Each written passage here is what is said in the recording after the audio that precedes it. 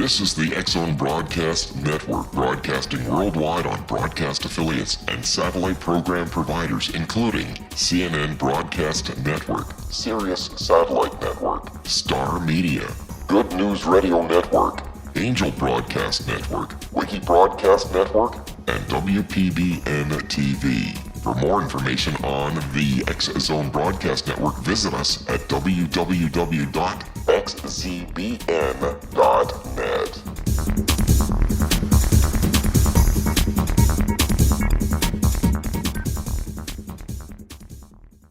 Welcome back to the X-Zone, everyone. My name is Rob McConnell. We're coming to you from our studios in Hamilton, Ontario, Canada on the Talkstar Radio Network, X-Zone Broadcast Network, and our growing family of broadcast affiliates across Canada, the United States, Central America, the Caribbean, South America, the Pacific Rim, Asia, India, Africa, and Europe.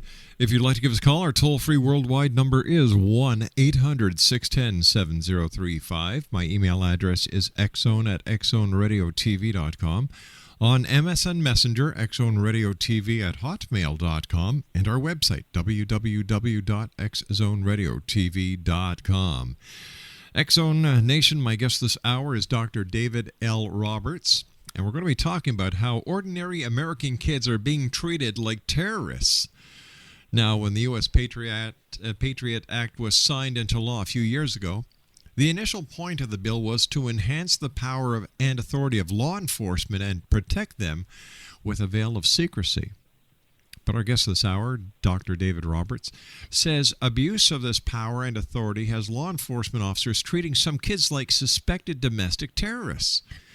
Dr. Roberts is going to explain to us, X-Zone Nation, how troubled kids, especially those at the poverty level, are treated by power-hungry officials who can interrogate or search them for no reason, and why this issue is actually fueling youth violence. Joining me now is Dr. Robert, and Dr. David Robert, welcome to the X-Zone. Thank you, sir. It's good to be here.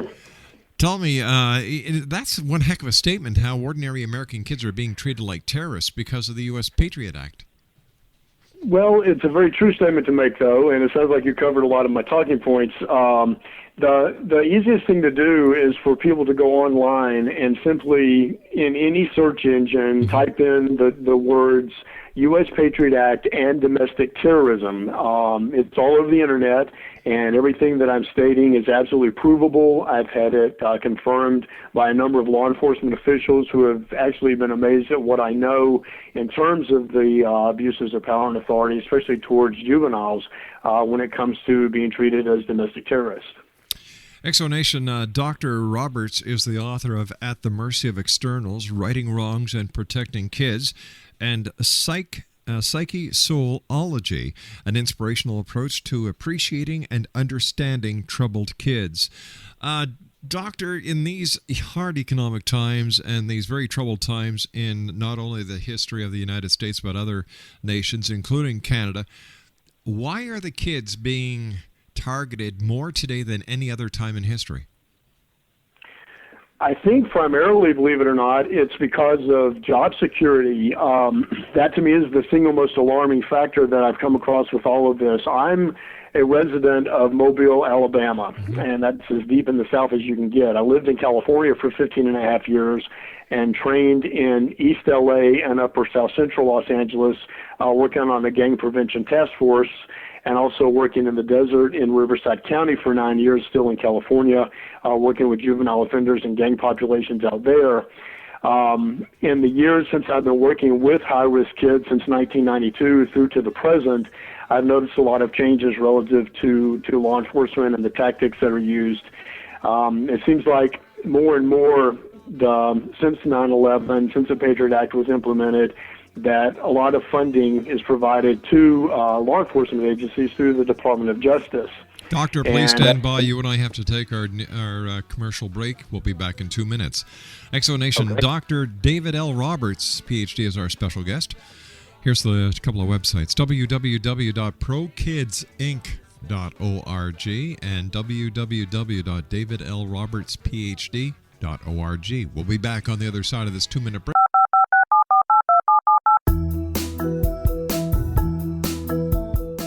Did you know that when you're on the road with limited data or Wi-Fi, you can still listen to the X-Zone Radio Show with Rob McConnell, The Science of Magic with Gwilda Wiyaka, X-1, Dimension X, Space Patrol, and every minute of the X-Zone Broadcast Network by calling 213-401-0080, courtesy of Audio Now.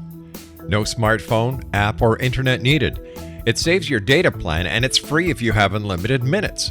Call 213-401-0080 to listen on any phone, anytime, anywhere. Remember 213-401-0080 for the best of the paranormal, parapsychology, and sci-fi radio programming anywhere, 24/7, 365.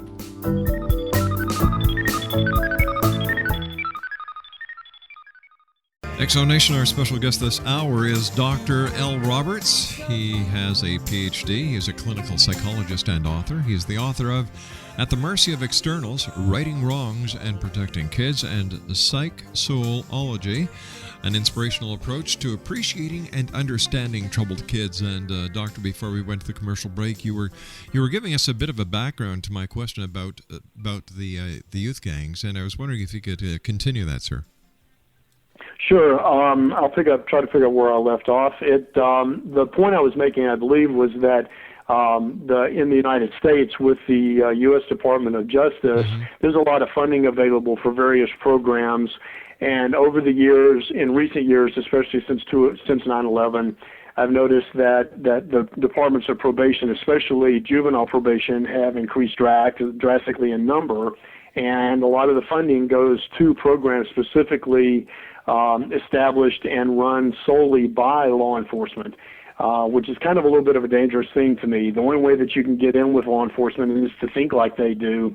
And unfortunately, for people that have a heart and really care about the kids that are being targeted, it's really kind of hard to go along with some of the tactics that they're using nowadays. But, Doctor, if my memory serves me correct, the problem with the youth gangs and teen gangs in the United States and Canada certainly didn't start with 9/11. It was a big problem prior to that.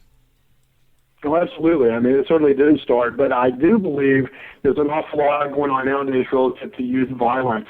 And I believe that some of the intensification of the youth gangs has been promoted and prompted by law enforcement.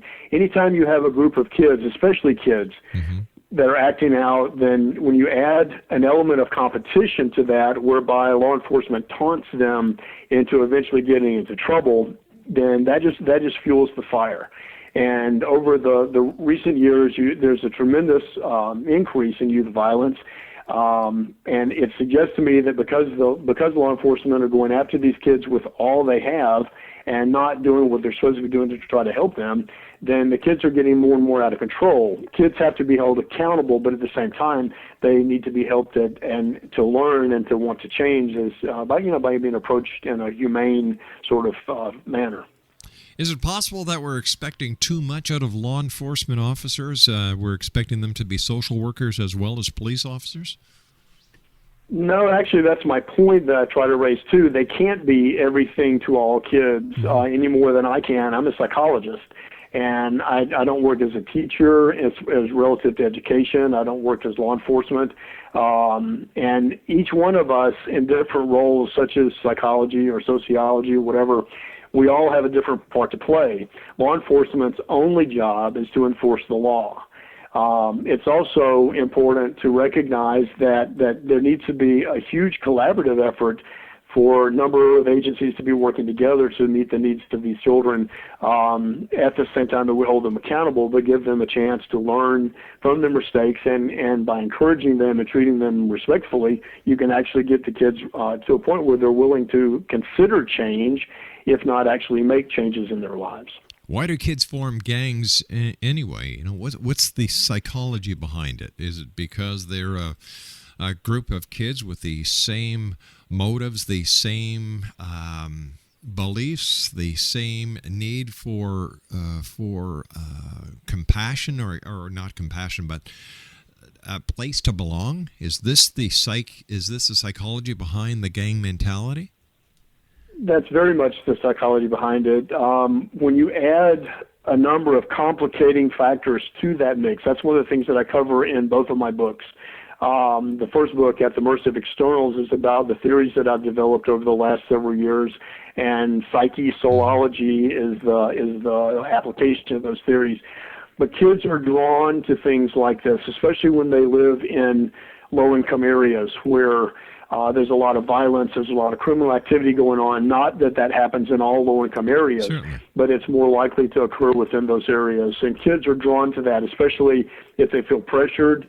If they're not a member of something within a high-crime area, then there's a lot of pressure on them to join a gang simply for protection, if nothing else. They do look up to gangs, especially the older gang members, as sort of father figures in instances where the kids don't have fathers active in their lives. And the gangs know that. That's part of their recruiting tactics that they use to lure younger children in. Most younger children, especially like 10, 11, 12 years old, they look up to someone older than them that will spend some time with them. So it's an easy way to draw them in. What rate of increase in gang activity would you say, Doctor, based on your experience, that there has been over the last 10 years? I'm not sure that I can give you a number, but I do know, having moved from California back to Mobile, Alabama, where I grew up here during the Civil Rights Movement, and then left California for California ultimately to become a psychologist. But I noticed that even here in Mobile, we had Hurricane Katrina about 5 years ago. Yeah. And since Katrina, a lot of the nationally organized gangs or nationally based gangs, such as Blood, Crip, and Folk, have moved into the Mobile area. And prior to Katrina and to the influx of people from the Louisiana area, the gangs were mostly just what we refer to as hoods, neighborhoods that kids organized around. But now those hoods, those neighborhoods have become organized gangs and becoming more nationalized, which increases the opportunity to commit crimes and to have more national support through a network that's basically becoming more and more widespread throughout the United States and other parts of, even probably like you indicated, in Canada as well. Do you foresee more violence in schools? And I'm talking not only about the violence that we saw at Columbine, but bullying in schools. Yeah, that's getting a lot worse. If you look at the news, you see a lot of use of different electronic devices, technologically based kinds of devices, that it's very easy for kids nowadays to video whatever's going on, or to take pictures literally of whatever's going on and post that on the internet and different websites. And all that does is sort of glorify the violence that's occurring.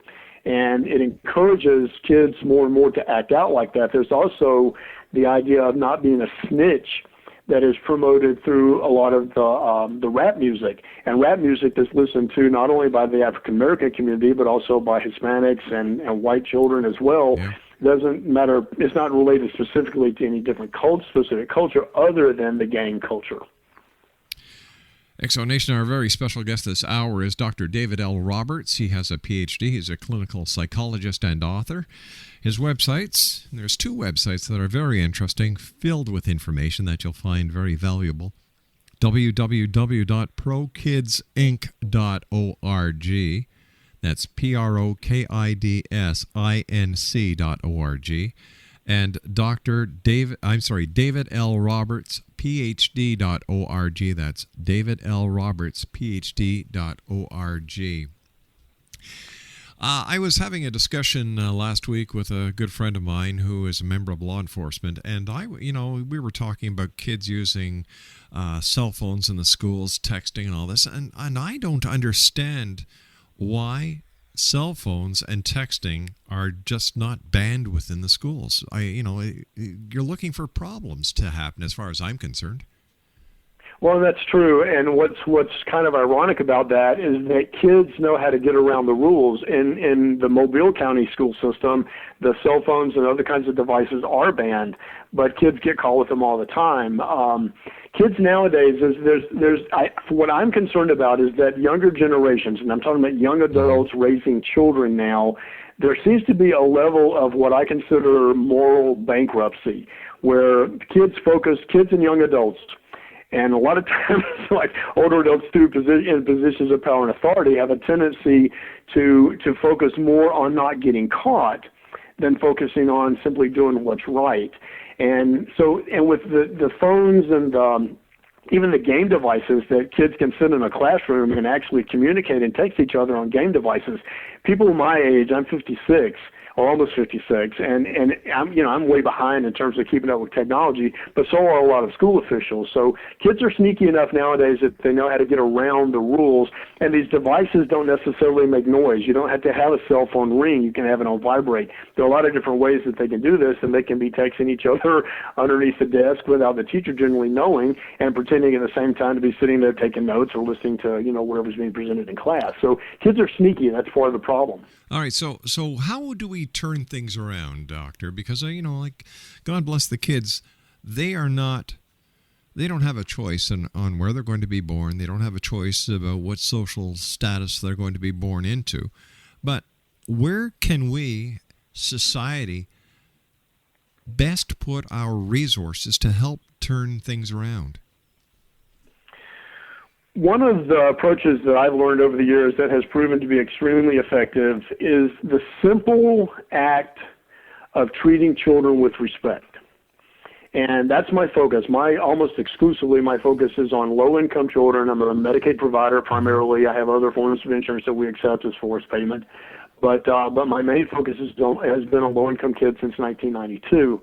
And in terms of turning this around, it's a matter of treating these children in a manner that they feel that we care about them and that we're concerned about them and the choices that they're making. Because to do anything other than that only antagonizes them and entices them to commit further crimes.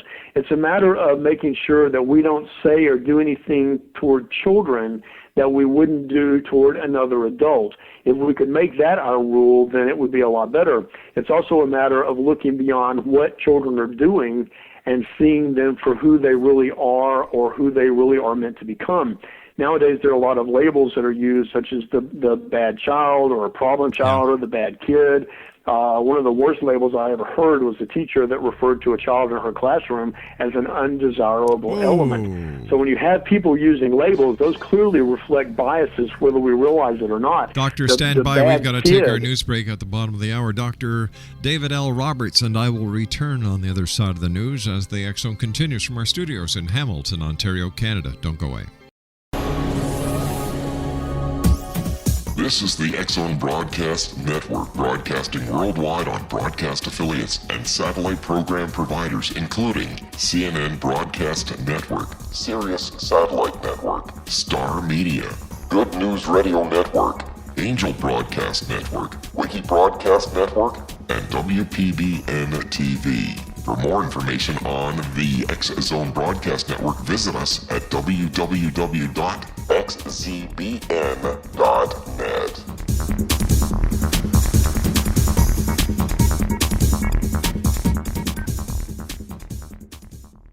Welcome back, everyone. Dr. David L. Roberts, PhD, is our special guest. He's a clinical psychologist and the author of At the Mercy of Externals, Righting Wrongs and Protecting Kids.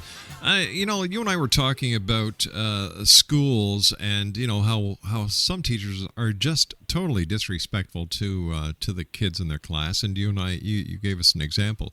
But you know what, Doctor? I think that, in my opinion, a bit of the blame has to go to the schools themselves because they let it get out of control. Well, get out of control in what sense?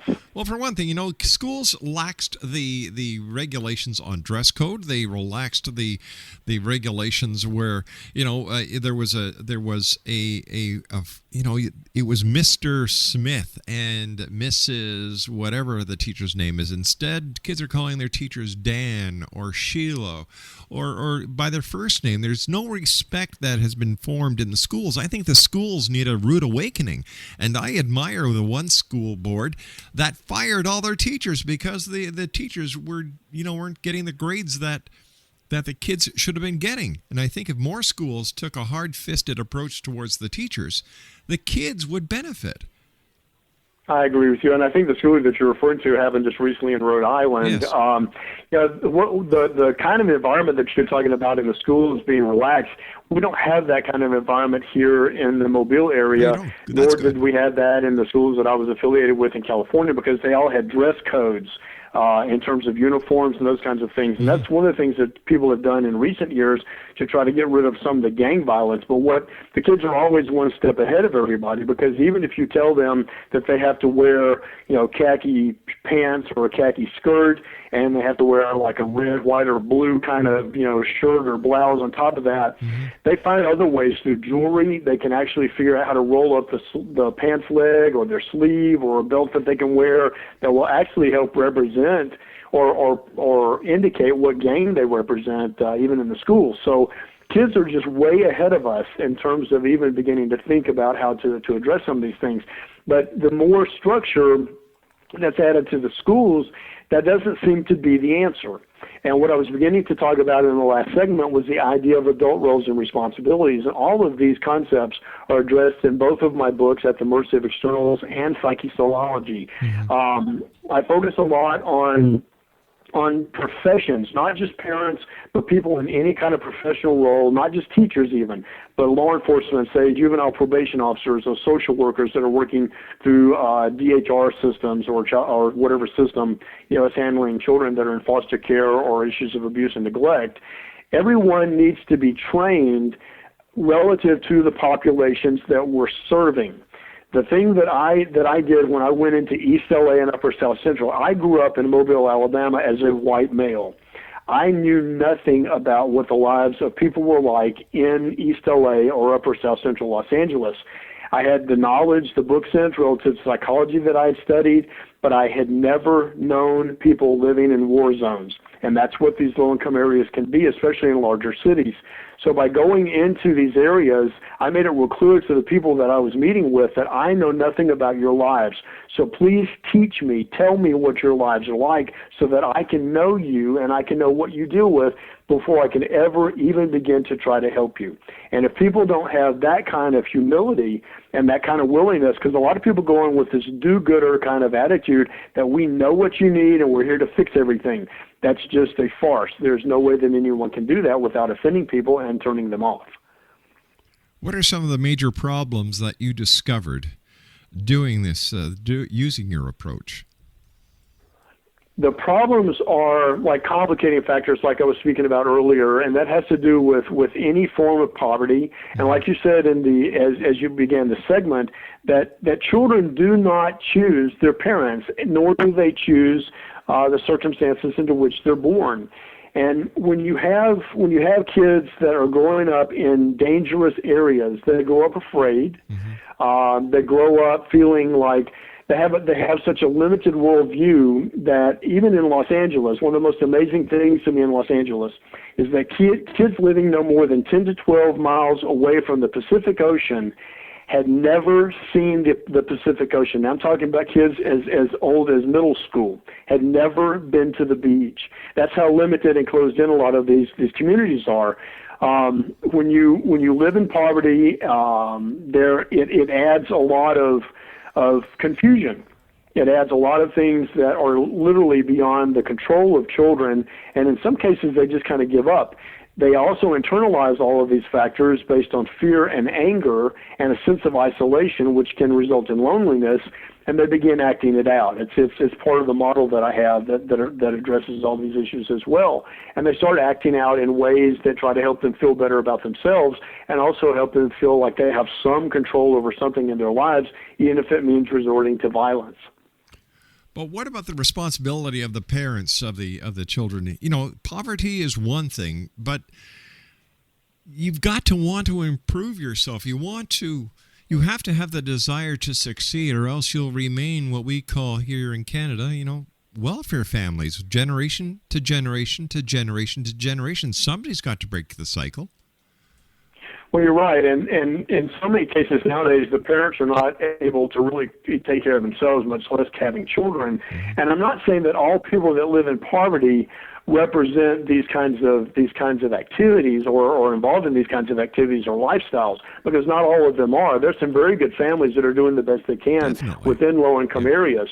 But then you have other people that are acting out in so many ways. They're using drugs, drinking. There's violence, there's gang activity, there's domestic violence, there's abuse and neglect within the home. And a lot of adults, it seems like, that have children are just simply finding more and more ways to please themselves than they are focused on the issues of becoming and being parents once they have children. And because of that, there's just a tremendous lack of sense of responsibility. I think that's why kids nowadays are becoming more and more morally bankrupt. They sit in front of the game devices and the TVs and just play video games that are primarily violence. They promote all forms of violence, not only from war, but from gang activity to prostitution to drugs. It's crazy what the kids are watching, and it sort of numbs them, I think, in a lot of ways to the realities of what violence really is and what it leads to. So where does the solution lie? Does the solution lie with the law enforcement officials, with the social officials, or does it lie within the educational field, or does it lie within other ranks and ranks of government, or is it the entire scenario? It's everybody's problem, and is it my imagination, or do people pass the buck when it comes to this? Well, the answer is yes. It is everybody's problem. But there are solutions, and what I think the thing that is the most alarming to me is that people have mindsets that they're not, in so many cases, depending on their profession, they're not really open to trying to expand their beliefs, or much less expand their approaches and the way their perspectives in terms of the way they see these kids. And unfortunately, in a lot of publicly funded agencies, a lot of people are there just to get a paycheck and a pension. Yep. And when it comes down to something like that, then that's extremely alarming, because it means that they're there not because they're dedicated to their jobs and their service to these kids and families that they represent. They're just simply there for job security, or to, like I said, to receive a paycheck and their pension as they get older.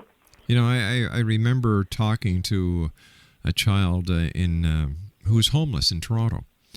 And I said, and I was having a good conversation, and it was so sad, because this child, I believe the young lady was 18 or 19, had been on the streets for 4 years, hadn't seen her parents in 3 years, honestly believed that nobody cared whether she lived or died. And that's probably true. That's certainly how she felt, I'm sure, because there's nothing worse than being alone in this world. And that's one of the most heartbreaking things that I have to deal with, because a lot of children that we do work with, even through my practice here in Mobile, they are in foster care, or their absent parents are forcing the children to be raised by grandparents, and in some cases, great-grandparents, which is alarming to me too, because we usually, as parents, we're more effective when we're younger. As I get older, I have 5 grandchildren, and I don't have the patience with my grandchildren that I had with their mother, my daughter. I only have one daughter, but 5 grandchildren. So I can tell, I look at the 5 grandchildren and think, how on earth could I possibly take over as parent if something happened to my daughter and my son-in-law? So it scares me, and I see a lot of senior citizens, literally, that are trying to be everything to these kids, and there aren't many sources of support for those kinds of things.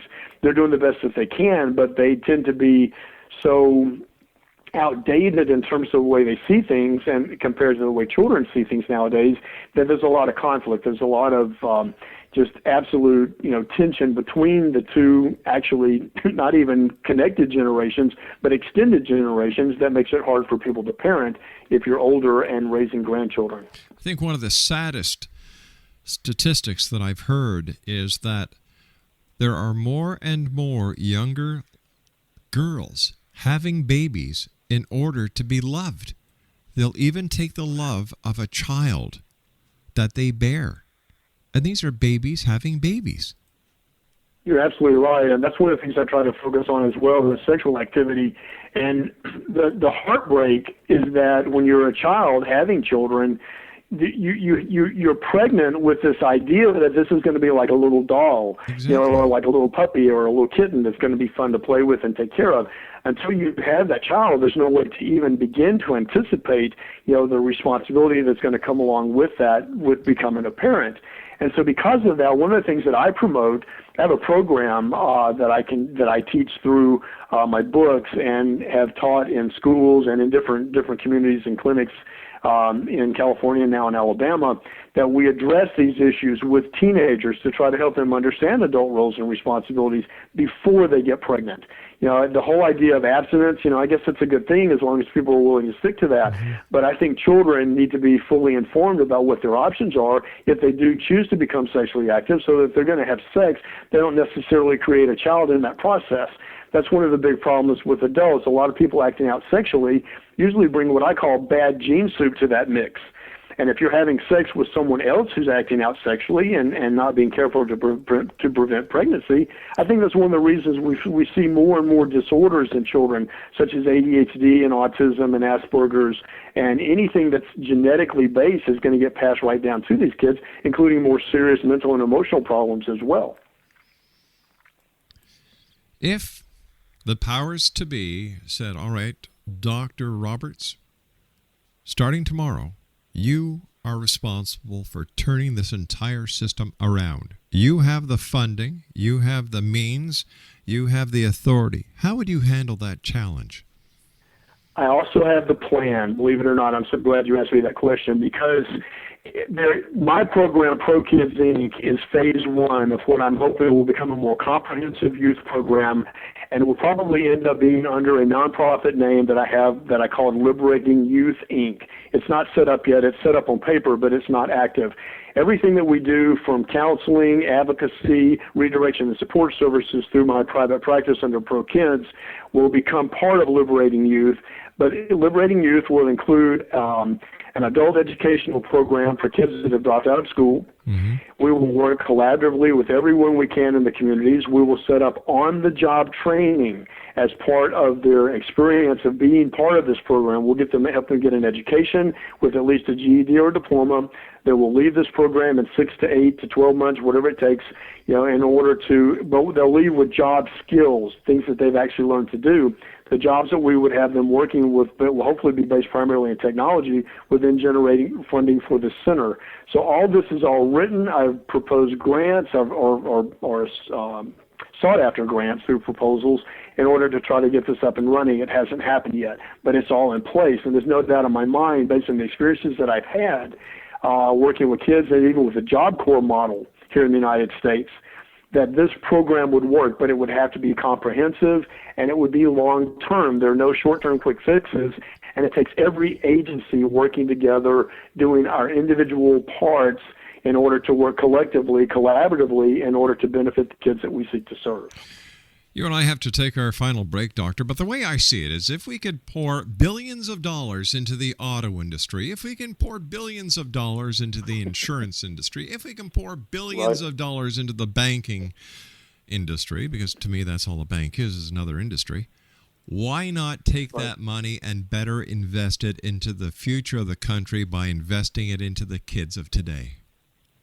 One of the problems is that there's no reason no incentive to do that, because once you fix the problems with the kids, then a lot of people who work with these children would be unemployed, and I'm not making that up. That's one of the most heartbreaking things that I deal with on a regular basis, because they literally laugh behind the scenes about these kids representing job security for them. So there's not much incentive. They even set up programs. Stand by, Doctor. We've got to take our break. Dr. Roberts and I will be back on the other side of this 2-minute this break. Don't go.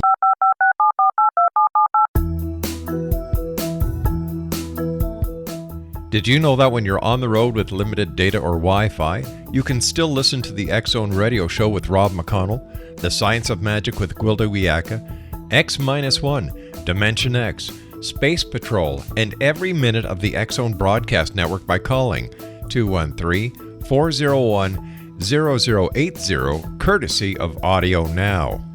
No smartphone, app, or internet needed. It saves your data plan, and it's free if you have unlimited minutes. Call 213-401-0080 to listen on any phone, anytime, anywhere. Remember 213-401-0080 for the best of the paranormal, parapsychology, and sci-fi radio programming anywhere, 24/7, 365.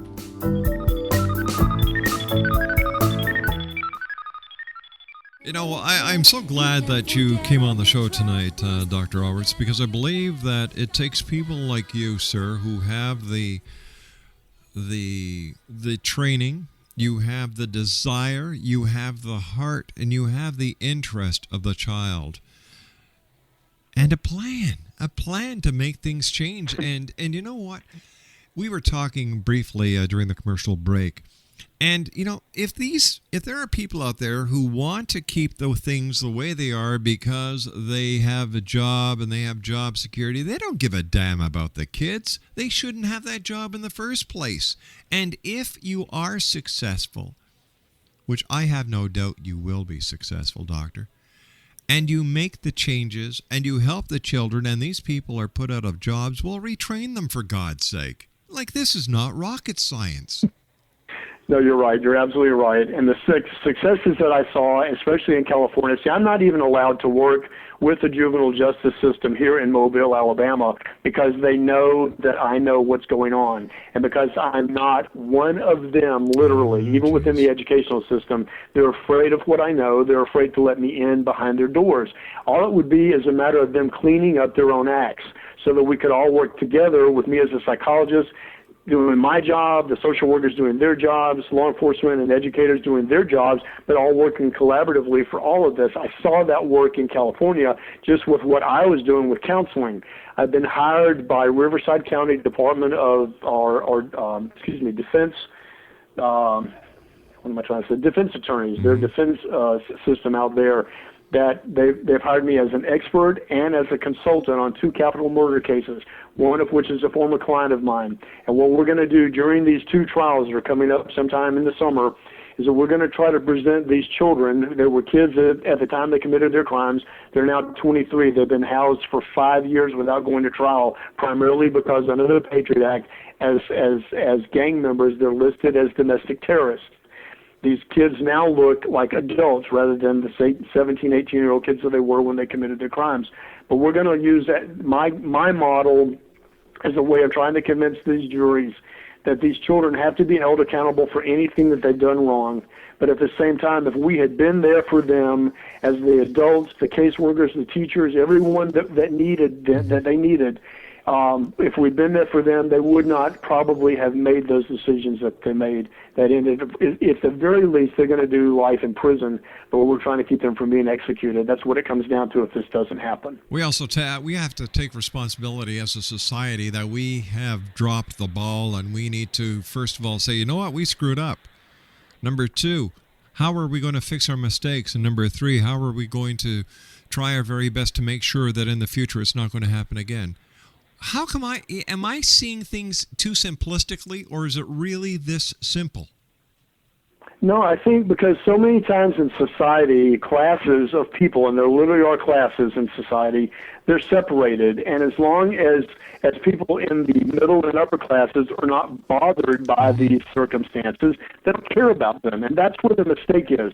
Until we learn to see each other as being interconnected, then none of this will ever change. I'm not a religious person, but I'm a very spiritual person. And so much of what I believe is based in my own sense of spirituality and the fact that we all are interconnected, and the need for an revolution relative to humanity and the souls of people. Doctor, I hate to do this, but we've run out of time for tonight. I'd love to have you back on the future so we can talk about this. I'd love to talk about your plan in detail. And once again, sir, thank you for the great work you're doing.